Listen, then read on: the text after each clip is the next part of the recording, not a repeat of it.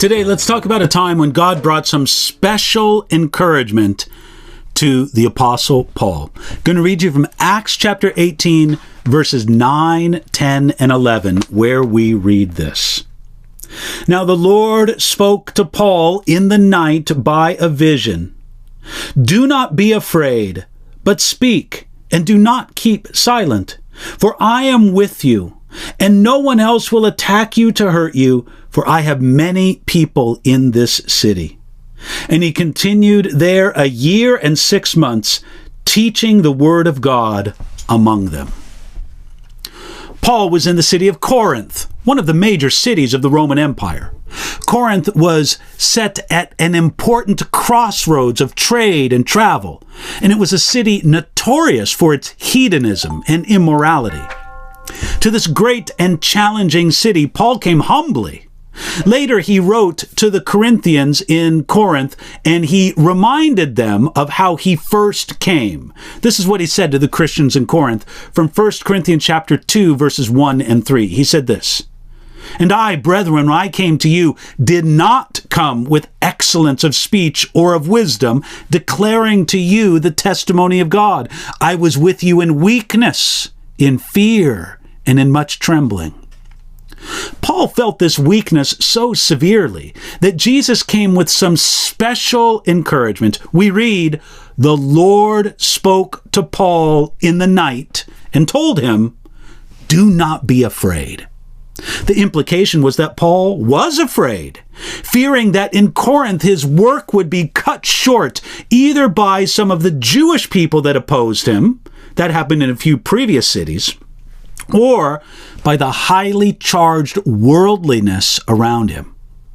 Paul was to put away fear, but he was also to boldly continue. Jesus told him to speak and do not keep silent.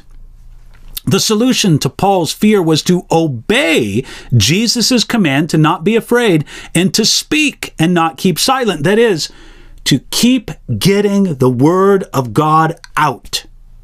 Jesus didn't tell Paul that his opponents would try to stop him. No, only that they would not be successful in trying to stop him. In other words, he said, no one will attack you to hurt you. There was a basis for the command to keep preaching. Jesus promised Paul, "For I am with you." When we understand what this means and who says it to us, this is enough.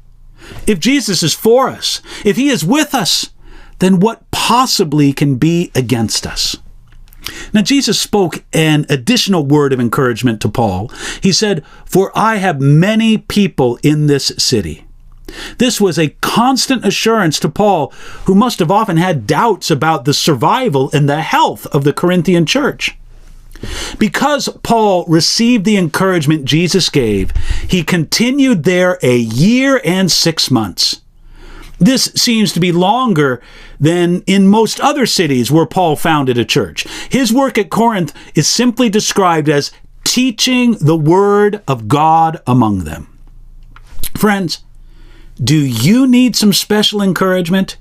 You can find it in what Jesus promised Paul and what Jesus promises all who love him and seek to serve him. You have the promise of Jesus' presence.